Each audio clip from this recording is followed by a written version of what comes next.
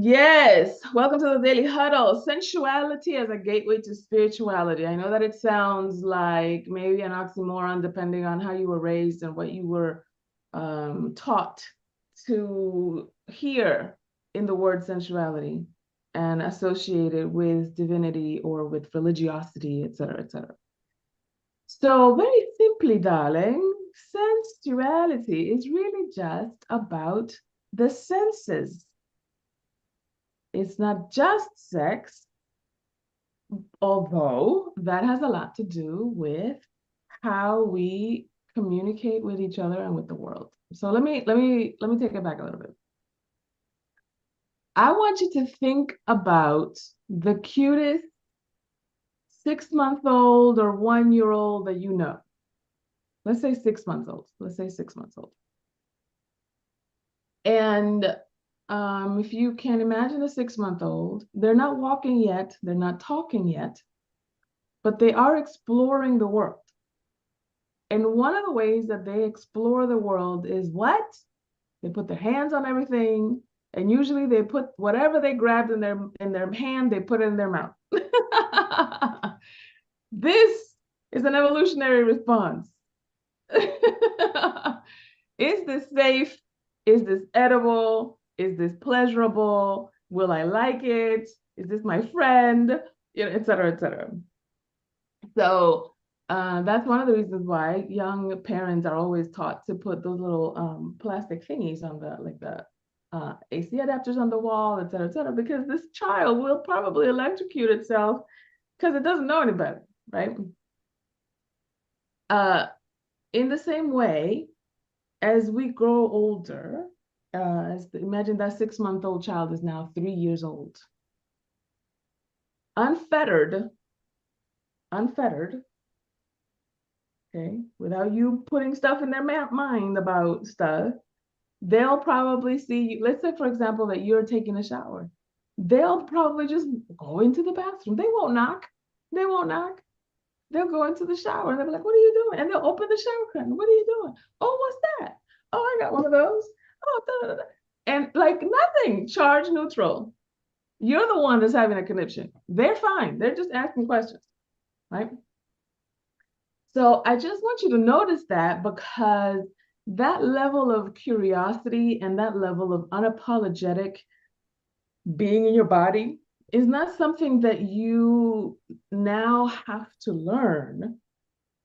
It's something that you get to remember. You were born that way. A 6-month-old, a 3-year-old is very much in their body, because that's all they got. They don't have cognitive memory. They don't have language. They don't have social mores. They have, here's the meat suit that I came in. Let me figure out how to have a relationship with it. And everything else comes later, right?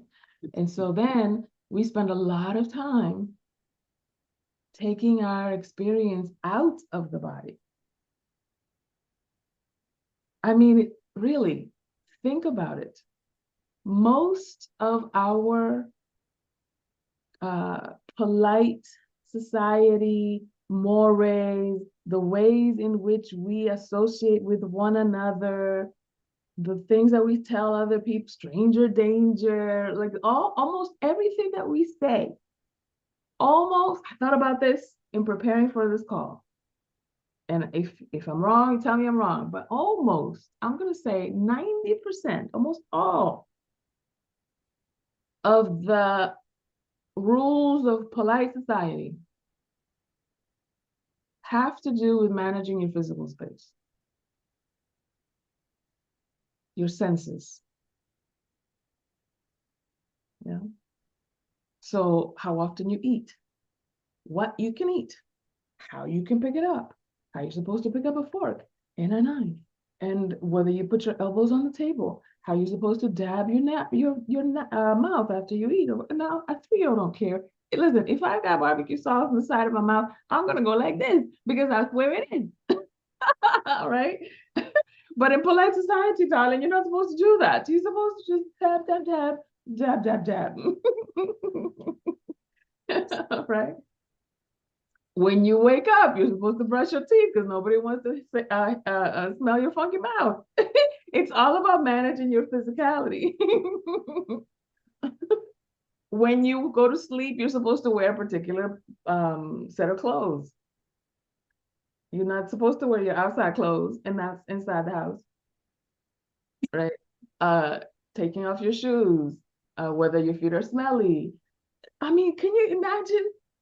Everything is really about, like all the polite society rules are about managing your body, your senses, and managing the experience of your body and senses that somebody else might have.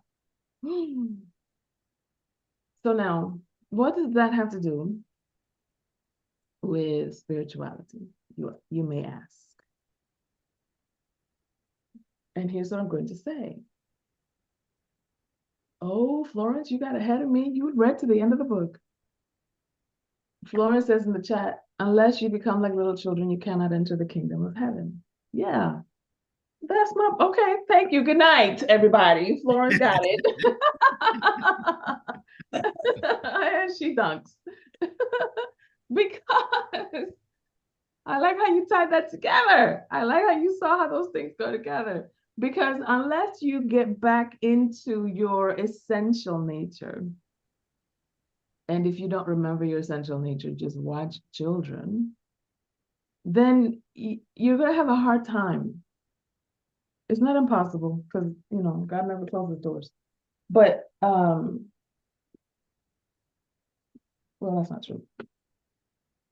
But you know what I mean. It's not impossible, but you're going to have a hard time getting into the essence of what divinity is and what divinity is to you, what God is to you. See, you could have a lot of ideas about what God is in the Bible, or what God is in the Quran, or what God is in previous cultures, or the historicity of God, and all the pomp and circumstance of being in a religious community, or in you know the spiritual traditions and so forth. But the way that a baby knows his mama, the way that a baby can recognize his mama from her smell, he doesn't even have to, the baby doesn't even have to look at mama. The baby knows when mama's in the room just by the way she smells, that level of intimacy, that voice, by who's touching his cheek when he wakes up. He knows whether that's daddy or mama. And that level of recognition, that level of that's daddy or that's mama is the connection to God that I'm talking about. The intuition within has been taken away or dumped down, and then later on we struggle to return to it. Right? Yeah, exactly. Yeah. So I want to share with you a story. It's a little bit of a confession. It's a little bit of a joke, but don't laugh at me. Just laugh with me. Okay. Several years ago, I took a class from Debbie Ward Erickson. She is a Tantra teacher. In fact, we have had Tantra guests here based on what I learned in that school. She's the only accredited school in Canada. Imagine that. Because God forbid, the United States isn't interested in teaching Tantra like that. But anyway, that's another sermon for another Sunday. And as I was taking the class, I was doing some exercise. I was being a good student, and I was doing all my homework, and I was doing all my journaling and everything else. And my coach says to me, Lord have mercy, you shouldn't have opened that door. She says to me, if anything comes up between our sessions, just, you know, email me or text me so that we can talk about it. You don't have to wait in between sessions, because the sessions were like every other week.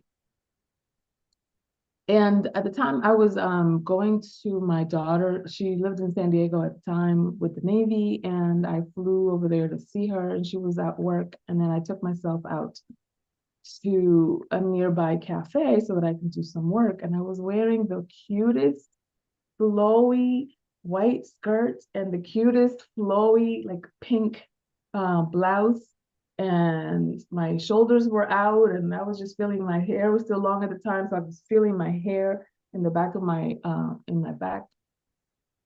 And I texted my teacher, and I was like, I feel like I'm making love to the world. And she's like, what do you mean? I was like I can feel the air between my legs. I can feel like I see how cute it is when the leaves are moving on the trees. Like everything is just a stimulus, right? And I can see why people would want to shut this down because it's like it's too much. Everything is beautiful and everything is amazing, and I could just get riveted by everything. Like the trees, I could spend an hour just looking at a leaf on a tree, you know. I was like, as a child, this is why you don't need no drugs because if this is what you can do just breathing and going to a cafe, you don't need no substances, okay? um, and so this is the danger. This is the danger of being in your body, and I don't say danger like I mean I'm kind of half serious, but I'm also very serious. That when you are in your body, you can sense your intuition. You can tell the weather. You can walk into a room and you can read the room. That's where the phrase comes from because you can sense the energy in the room. I remember when my daughter was very little, we were going to a board of directors meeting with some folks in a nonprofit that I was a part of. She walked in the room and she immediately went over to a woman that was to the side and she put her hand on her hand. She was, "Are you okay?" I was like, baby, like, relax yourself, right? I was being the social more person, not the being your body person. And the lady broke down in tears because apparently we had just walked into an argument that us knocking interrupted. How did she know that? She knew that because my daughter at the time was 3, incidentally, and she was in her body. She was in the energy of the physical world, and we have demonized and become so salacious about the physical world that we don't recognize how it could possibly be a gateway to the divine, because we've associated with these salacious things. You're supposed to be smart instead of sexual. You're supposed to be, all of those like things. So I want to open up the conversation with you about in the ways in which your physical body or your senses have connected you to the divine, if at all. If this is a new concept for you, then please say that as well. Um, but I find that it's more common than not that we have an experience like what happened to me in San Diego, and then we either shorten it, interrupt it, put it away, become overwhelmed by it, or pretend to be ignorant about it. Like, what was that? I don't even know what. And we, you know what I mean? So I want to hear your stories about how your body or how the physical universe got you closer to God. Laura, you have your hand up. Yes, yes, I do. Thank you so much for always bringing these powerful conversations. Yeah, I'd like to share that as a child, I would pick up stuff, but I didn't know what was happening. And when my father was making his transition, I was picking up the vibes. I was feeling his pain in my dream. Mm, In a way, that led me on a path of curiosity as to what's going on. Over the years, I've rebelled and rejected spirit mm, within. Yes. But after my Reiki 2 attunement, mm-hmm, that night I could not sleep. And all that was coming up for me was, it's all within. mm, I'm like, where's this coming from? That was just repeating in my head the night. At that time, I was struggling with sleep issue also. But anyway, I came back to New York and I'm walking on my way to meditation one evening, and the song Amazing Grace popped into my head. mm, And I saw for the first time the meaning for me, what it meant. And it mm, like opened up a whole new world for me. I mm, walked into meditation center now, telling them, and we all ended up singing. It just opened a whole new world. Now I'm feeling so much aligned to mm, spirit. My dreams used to tell me about the moon when I had my cycle. mm, I did not need a calendar. My dream would tell me. I would go and say, oh, it's a full moon. And yes. So I've learned so much through my body. And now aligning more with spirit. I'm getting answers to my questions. And I'm Amen. complete. I'm complete. Thanks. Beautiful. Beautiful. Thank you for sharing that. What a gorgeous experience. Florence, you have your hand up? Yes, good morning. Good morning, Dr. Gando and everyone else in the huddle. Yeah, I always had that intuition, that feeling, um, and I would respond to nature, and and trees would actually speak with me. And I in Georgia recently because I've just gone back to that. I've understood what it means that when the Bible says, unless we become like children, we Hmm. cannot enter the kingdom of heaven. Yes. Just means being humble, being curious, being just I just like you fall down on your butt when you want to walk. You fall on your butt I don't know how many times, but you all in is in your mind. You want to walk. You want to walk. You want to walk. So you fell, you get up. You fell, you get up. You did not think about, oh, I'm sitting here because I fell. Oh no, something whatever because I fell. But you're in you're just moving as as as you should. You're just moving forward. You're just moving in life. Mm-hmm. And right now, my whole intuition, my whole body, my mind and my body is in balance most of the time. I'm sensing nature. I was in Georgia. The trees were talking to me. Oh my heavens, the feeling was like amazing. And so I was crying one morning. I just woke up and I'm thinking about the trees, and just like the trees came to me and I'm crying. The tears is running down my face. Not sadness, an interaction, a deep interaction with the trees and all of that. So it's just amazing. And I just wish that everyone can be in tune with with God within, with the intuition, with God within, because that's really what that connection is what has been taken away from us. I mean, not taken away, it's there, but we have to remember. And I just walk down the street praying and saying to people as I'm walking, they don't know, help them to remember, help them Mm-hmm. to remember, Yeah. help them to remember. That's all I'm praying these days. Thank you. Beautiful, beautiful, beautiful, beautiful. Rashida, come on up. Grand rising, everyone. Grand rising. I am so delighted. I'm telling you, every Thursday morning when I wake up and I finish getting my bike ride and I walk, I gotta get on the daily huddle. And one of the things that I always says to myself as a spiritual being that I am, I goes into this journey every year of my 40 days fast. This year, I have got myself a spiritual facelift Mm. All in right, come on. in one way that I wish I could explain the whole endeavor. Mm-hmm. I went through a journey and still going through the journey. And if I could just go into that being, that awakening me, and Mm-hmm. like I say, with a spiritual facelift, I share it with myself. I share it with people around me.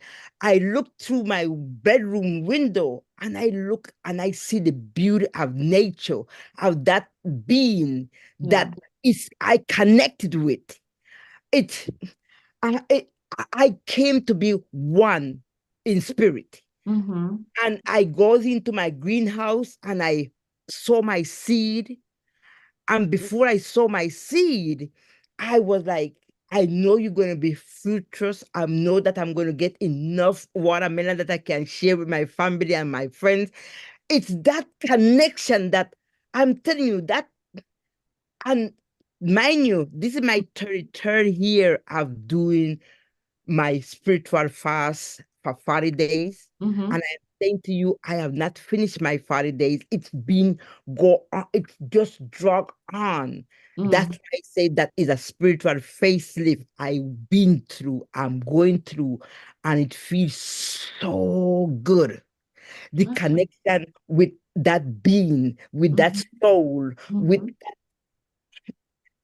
mm-hmm. that me, with that Yeah. God in me. Mm-hmm. I walk my lawn bare feet, and I feel that I just been one with nature.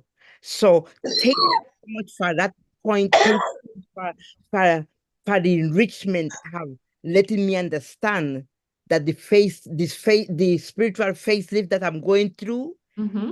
good. It's for my growth and my upliftment have been connected with the universe. Thank Yeah. you, Dr. Ogando. Thank you. Yeah, absolutely. Good stuff. Good stuff. I'm happy to hear that you're also doing the 40. Welcome to the sisterhood, 40 days fast. I do that at the beginning of the year.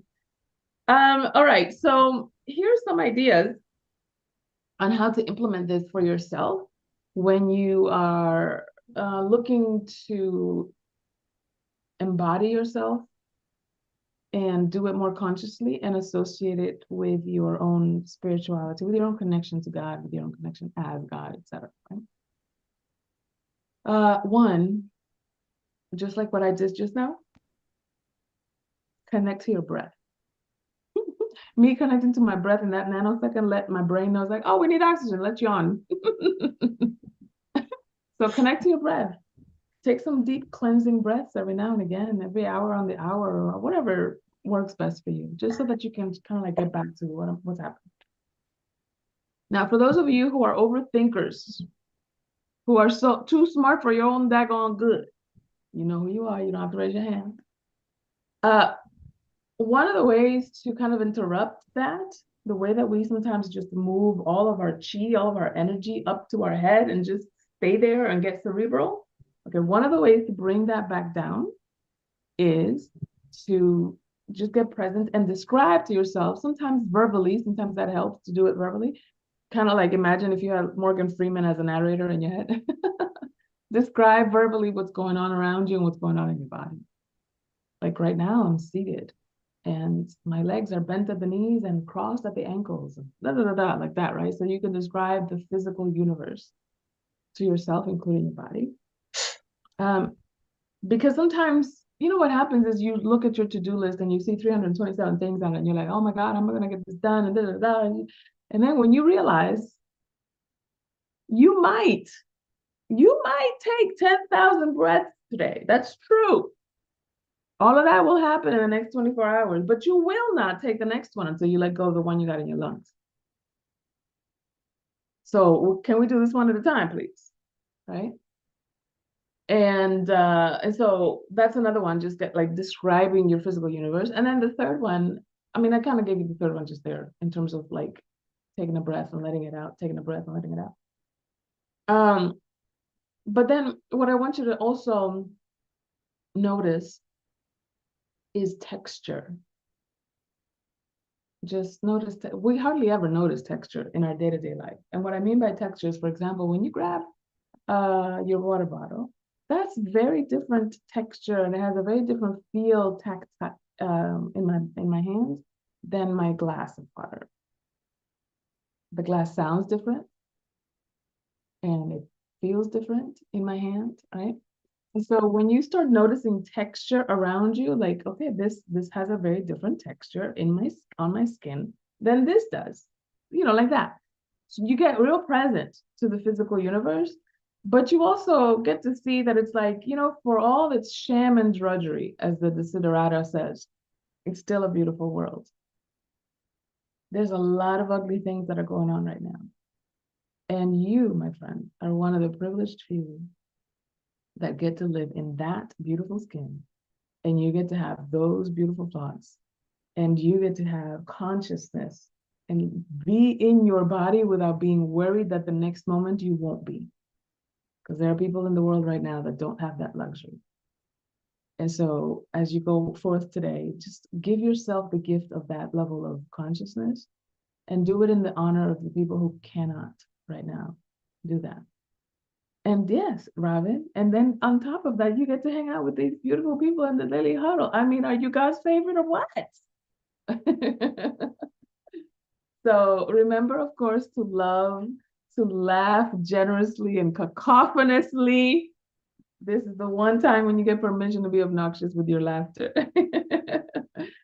Eat more plant-based food, stress less, exercise. Remember that moving your kundalini, twerking is a kundalini raising spiritual exercise. What else? Sleep at least 7 to 9 hours of sleep every single night. Drink your water. And please check yourself before you wreck yourself. Don't come out here acting a fool. You know too much, and too many people love you.